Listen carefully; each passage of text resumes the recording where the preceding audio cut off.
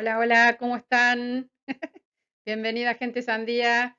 Vamos a ver en este video cuestiones sobre la Gestalt. Les voy a mostrar 11 principios con ejemplos y vamos a trabajar, como siempre, tratando de llevarles todo lo mejor. Ojalá les guste el contenido. Vamos directo a ver la Gestalt y a disfrutar de este aspecto que es súper importante para diseñar, ilustrar y componer visualmente. Bueno, este video se lo debemos a Yamila Sarabia Salazar, que me lo pidió concretamente porque ella está estudiando comunicación social, como ven acá el mensaje. Gracias, Yamila, porque además me faltaba hacer este video y nunca lo había priorizado, pero ya que me lo pediste, acá lo tenés.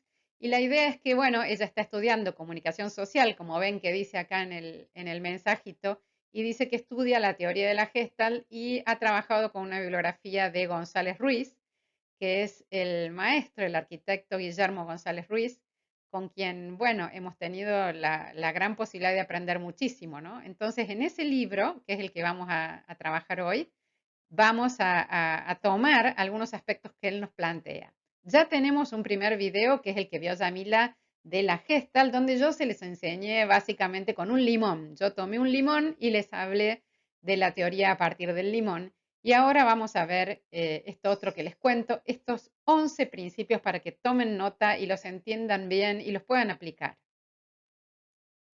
Bueno, hablamos de Guillermo González Ruiz, que es el arquitecto que escribió este libro, que es uno de los libros básicos fundantes en diseño gráfico, que se llama Estudio de Diseño, ahí tienen la tapita. Y yo trabajé y estoy tratando de ampliar una serie de videos que tenemos ya en el canal sobre qué es el diseño, y en uno de ellos aparece, por supuesto, González Ruiz. Acá te pongo el conjunto de videitos para que los tengas en cuenta. Son una serie, y lo que yo hice fue tomar distintos autores fundantes de la carrera de diseño que tienen que ver con cómo ellos miran el diseño desde su momento, desde su época y qué nos aportan. Así que bueno, ahí tenés esa serie para agendarte. Vamos a hablar ahora de Gestalt y lo que vamos a ver es este gráfico complejo que yo te hice acá a propósito para que comprendas que la Gestalt es un proceso inherente en general a la naturaleza humana. Digamos, la Gestalt no es una teoría abstracta, sino que es una cuestión que está en nosotros, ¿no? Es la manera en que nosotros nos organizamos, ¿no? Toda persona tiene una organización propia por diversos factores, tiene una estructura propia de pensamiento y de acciones, ¿no?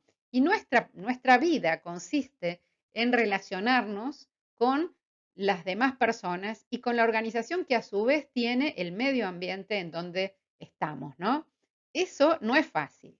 Y para eso existe la Gestalt, que es este conjunto de ideas y de teorías que nos ayudan a pensar cómo nos vinculamos y cómo percibimos al mundo de los demás y al mundo en el que estamos insertos. Así que eso es la Gestalt, es un proceso inherente a la naturaleza humana. No es una cuestión de los libros, es una cuestión de cómo nosotros, con nuestra propia organización, nuestra cabeza, nuestros prejuicios y nuestra cultura, nos vinculamos con los demás y con el medio en que estamos insertos. Bueno, ¿cómo hacemos para vincularnos? En principio no nos queda otra que interactuar y hacemos homeostasis o adaptación. Este proceso de interacción es el que nosotros realizamos cada día para poder estar en este mundo, para poder vincularnos, para poder trabajar, conocernos, etcétera, ¿no? Ese proceso de homeostasis, de interacción o de adaptación es complejo, ¿no? Y necesita patrones y coherencia. ¿Qué quiere decir eso? Que nosotros siempre, nuestro cerebro está buscando patrones, jerarquías, coherencia, porque si no es imposible vincularnos con los demás, ¿no? Y con el medio. Entonces, ¿qué hacemos para vincularnos? ¿Y qué toma la Gestalt como ejemplos? La voluntad, y acá ves como yo te estoy mostrando con el gráfico lo que te digo, la voluntad de ordenar, de catalogar, de jerarquizar, qué es más importante, qué es menos importante, a qué corresponde esto, a qué se debe esto o lo otro de los demás y del medio que nos rodea. Entonces, necesitamos encontrar esta coherencia, ¿sí? Y visualmente también se cumple esto que dice la Gestalt. Entonces, ese ordenamiento, esa manera de pensar la realidad es el tema de la Gestalt. Muy bien, ¿qué nos dice entonces acá González Ruiz para ir empezando a mostrarte luego los 11 principios que te prometí? Nos dice acá González Ruiz que el vocablo Gestalt de la lengua alemana no tiene un término equivalente en el español, en nuestro idioma. El significado, en el sentido amplio, es de forma, estructura, ¿sí? El de configuración formal que relaciona las partes con el todo. Eso te lo expliqué en el video con el limón, la relación de las partes con el todo, ¿no? Pero, ¿a qué se refiere? A que no estamos hablando de cualquier cosa, no hablamos solamente de la apariencia de las cosas, estamos hablando de la profundidad de las cosas. Entonces, bueno, todas estas teorías, la teoría de la Gestalt, que se aplicó a la física, a la psicología, a la biología, también se aplicó en disciplinas que nos competen y que nos preocupan en este canal, que son las artes visuales, el diseño, la música, el cine, la morfología, todo eso tiene que ver con la Gestalt, que es esta manera de percibir, ¿no es cierto? Esta psicología de la forma. Esto te lo digo como introducción, después vas al otro video y ves más precisamente otros detalles.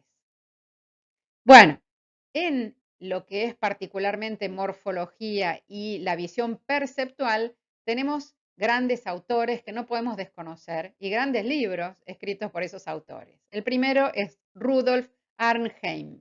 Acá lo tenés a Rudolf y acá tenés dos de sus grandes libros, ¿no? Arte y percepción visual es uno de sus primeros grandes libros y El pensamiento visual es el otro libro.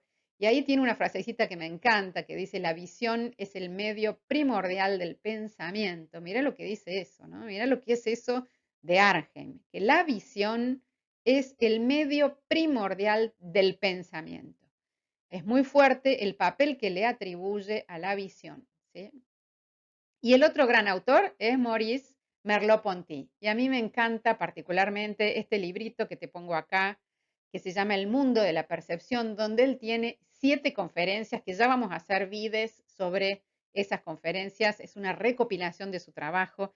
Y Merleau-Ponty también, como filósofo y como fenomenólogo, lo que hizo fue plantearnos cómo es la percepción, ¿sí? Entonces, como trabajamos con lo visual, y la percepción de lo visual como diseñadores, como ilustradores o como gente que hace artes plásticas también, necesitamos entender estas teorías sobre cómo se percibe. Así que yo te voy a mostrar algunos principios que siempre se cumplen o que por lo menos buscamos que se cumplan para poder vincularnos con los demás y con el entorno como te comentaba antes. El primer principio es el de simplicidad. Y acá te pongo un dibujito que hice porque estuve viendo una serie sobre el pulpo, ¿no? Mi amigo el pulpo o algo así se llamaba. ¿La viste? ¿Qué te pareció? Bueno, una vez que terminé de ver eso me puse a pintar y esta es una de las pinturas que hice, eso fue en el 2020. Me parece interesante que veas el principio de simplicidad, ¿no? Arnhem lo que hizo fue explicar que la verdadera forma se constituye por sus características esenciales.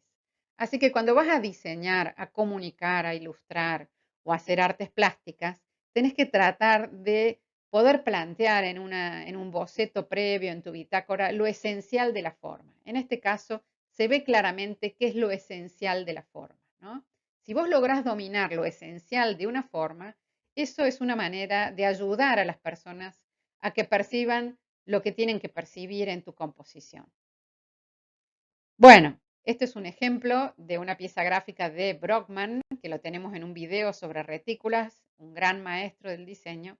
Fíjense lo que es esta pieza gráfica donde se ve la simplicidad. Está hablando de un concierto de música, ¿no? Con Bach, Bartók y Beethoven. Así que fíjense el principio de simplicidad donde se nota esta idea de movimiento que te plantea Brockman, ¿no? Tiene que haber una relación entre la forma y el significado y tenés que tratar de dejar lo elemental para que la gente rápidamente capte de qué se trata, ¿no? Quita todo lo que no sea necesario. Y acá arriba te pongo un ejemplito propio de Arnhem que te muestra lo siguiente. Si vos ves los dos corchetes que te muestro allí separados, porque realmente todo el mundo y la mayoría de nosotros vemos esos corchetes y automáticamente lo vinculamos a eso con un cuadrado, ¿no? Pero no lo vinculamos con las demás formas que tenés ahí abajo o con otras que se podrían construir a partir de los dos corchetes. Entonces, hay un principio básico de simplicidad que hace que uno busque las formas más simples. Entonces, juega con eso, tenelo en cuenta cuando vayas a diseñar. Principio de unidad. Y acá tenemos otro ejemplo que nos pone González Ruiz en su libro, la idea de que vemos la totalidad y no los detalles, no las partes. Eso es un isólogo para un jardín zoológico de Buenos Aires de hace mucho tiempo, ¿no? La planta urbana de la ciudad reemplaza a la palma de la manito del oso, ¿no? Bueno, muy bien. ¿Qué nos dice este principio? Que antes de percibir el significado de los signos, nuestra psiquis capta los todos constituidos. Así que bueno, vos podés jugar con eso. La gente va a ver la totalidad y después se va a ir al detalle. Así que, ¿por qué no jugás con eso como principio gestáltico?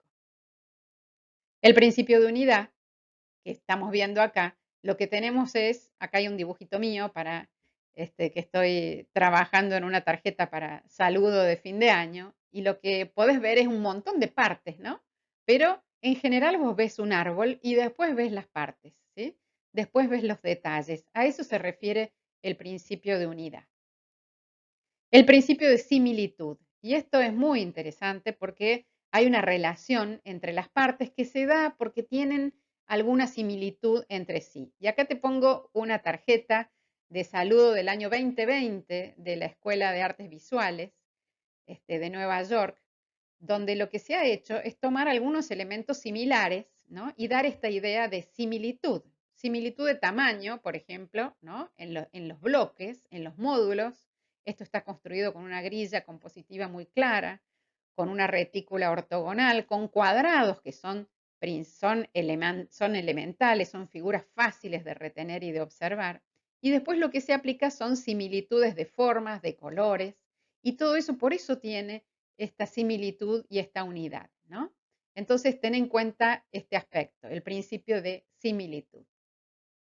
Bueno, el principio de estructura, que es muy importante, que ya vamos teniendo varios videos sobre estructura en el canal. El primero es ese que te pongo ahí. Y tenemos otro, ya que hablamos de estructura, que habla del Metro de Londres y del gran diseñador Henry Beck, que era un ingeniero, ¿no? Ahí te cuento en ese video que tenés ahí arriba toda la historia de cómo se diseñó el, el gráfico, lo que sería el diagrama del Metro de Londres, que bueno, que es la base de todos los diagramas de todos los subterráneos del mundo. Entonces, bueno, acá el principio de estructura dice lo siguiente, la estructura es un conjunto de elementos solidarios entre sí, ¿sí? Yo les decía en el video de estructura que la estructura son los huesos de una composición, ¿no? Y en este caso es evidente que todos los elementos son solidarios entre sí. Es un buen ejemplo. No hay nada de más y nada de menos. El principio de equilibrio, también tenemos un video destinado a que comprendamos bien qué es el equilibrio con muchos ejemplos. Y acá te agrego otro ejemplo más donde se busca el equilibrio de estas piedras que van componiendo, ¿no? este póster. Y dice, toda estructura visual es un campo de fuerzas en el que cada parte tiene energía propia. Eso lo sabemos porque ya sabemos de composición. Cada partecita tiene una fuerza propia y entre ellas van armando todo un diálogo, un discurso, ¿no? Y el equilibrio visual es el estado de distribución de las partes por el cual todo ha llegado a una situación de reposo. En este caso, de esta pieza gráfica, vemos la situación de reposo, pero también de tensión, ¿no? Por la cantidad de elementos que hay y cómo se sostienen unos a los otros. En fin, entonces, como ves, todos estos principios se vinculan entre sí. Siempre te digo que no son cajones cerrados ni inconexos, sino que tienen relación. Pero ese es el principio de equilibrio que agregamos. El número 6, el principio de figura-fondo. Ese es muy lindo, en algunos momentos la figura se vuelve figura, se te viene para adelante y en otros momentos sucede al revés. Cuando tenés práctica visual, podés hacer el ejercicio de que va y vuelve la figura y el fondo, ¿no? Vos ves como fondo, por ejemplo, el color negro, ¿no? Las torres que estamos viendo acá y como figura la mano naranja y el cielo o al revés. Entonces, hace ese ejercicio de tratar de aplicar el principio de figura y fondo, pero para poder aplicarlo primero lo tenés que ver en ejemplos y lo tenés que comprender y jugar en tu cabeza con eso, ¿no? Entonces, fíjate qué lindo este ejemplo con la mano, ¿no? De Lord of the Rings. Fíjate la mano que va buscando el anillo.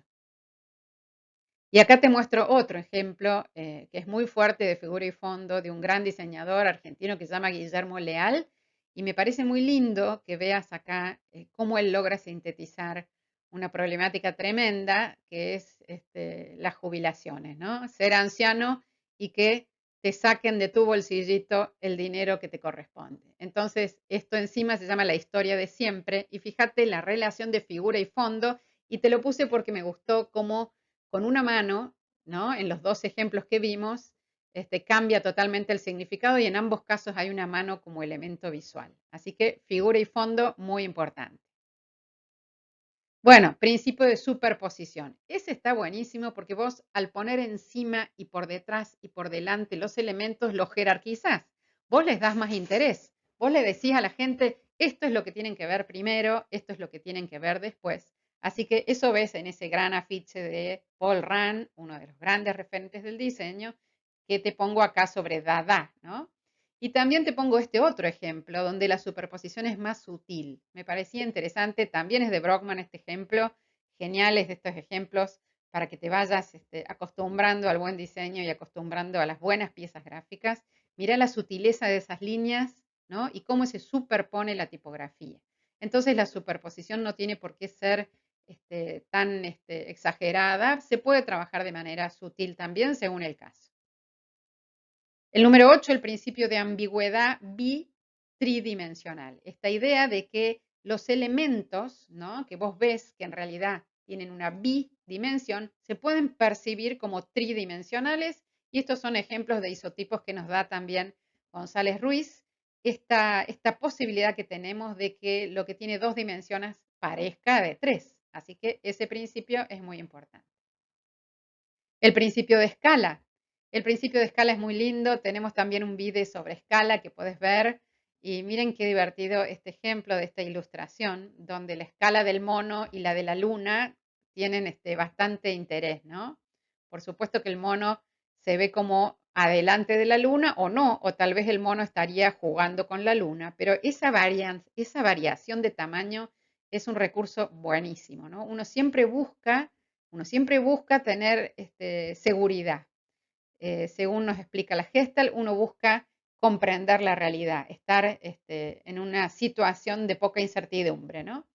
Y entonces cuando vos podés jugar con los tipos de escala, está buenísimo porque le das al espectador una manera nueva de ver la imagen. El 10, principio de superficialidad y profundidad. Bueno, en ese sentido, lo superficial y lo profundo se acentúan cuando vos tenés gradientes, como pasa en esta pieza gráfica que te muestro acá. Lo que está por delante y lo que está por detrás, lo que es muy profundo, al agregarle gradientes lo lográs expresar. El principio del movimiento en formas inmóviles, y este principio está buenísimo, lo vamos a desarrollar mejor en otro video, en la lista de reproducción de fundamentos del diseño, pero fíjate vos cómo hay formas que son inmóviles, pero que evocan movimiento, ¿no? Y en este sentido, González Ruiz nos hace llegar la idea del fuego, ¿no? Y nos dice que según Aristóteles, la forma más bella y dinámica era el fuego, porque en cada fulgor instantáneo la llama se recrea con infinitas variaciones de la misma estructura formal. Y es tal cual, si vos has tenido la suerte de estar frente a una fogata, fíjate cómo es tan impresionante como atrae la mirada el fuego, ¿no? Porque tiene esa variación formal y ese movimiento. Y lo podés manifestar en el plano. Vos con una figura bidimensional como tenemos acá, podés manifestar movimiento, podés trabajar en el plano con formas que se expanden, con formas que se congelan y te dan la idea de movimiento. El cerebro tuyo completa la idea de movimiento, no hay movimiento real, pero sí movimiento sugerido. Así que ese es otro principio de la Gestalt. Bueno, acá tenés todos los principios juntos que nos plantea González Ruiz para que tomes nota. La idea es que vos te pongas a estudiar ese libro y lo completes con este video que te va a ir mostrando otros ejemplos, además de los que él, por supuesto, nos muestra y de sus ideas. Con este video vos podés completar ese estudio, así que bueno, esa es la idea de este video. Y acá te pongo como una perlita, como un agregado, los principios y las leyes que te planteé en el video de Gestalt anterior, para que complementes el video anterior con este y que te vayas armando una idea más global y más completa de qué es la Gestalt, ¿no? Que no son 5 o 6 principios sueltos, sino que hay leyes particulares, leyes generales, y hay muchos autores que toman unas sí y otras no, y me parecía bueno que tuvieras todo el reencuentro de los 2 videos que tenemos hasta ahora de Gestalt en este mismo video y en esta pantalla. Bueno, acá tenés bibliografía muy general y muy básica sobre diseño y morfología, que cada tanto me gusta recordarte para que tomes nota. Y te pido que te sumes al canal. Vamos a hacer un conjunto de miembros que hagan un pequeñísimo aporte que ayude a que el canal continúe. Con esos miembros vamos a conocernos, a hacer grupos, posiblemente hagamos proyectos juntos, algunos vivos, algunos videos especiales para los miembros, y lo que vos puedas colaborar para el canal siempre es bienvenido. Te dejo acá los datos para que lo hagas y te agradezco para que podamos seguir creando contenido que sea de utilidad. Ya, muchas, muchas gracias. Nos vemos en el próximo video. Chau, gente sandía. Nos vemos. Chau, chau.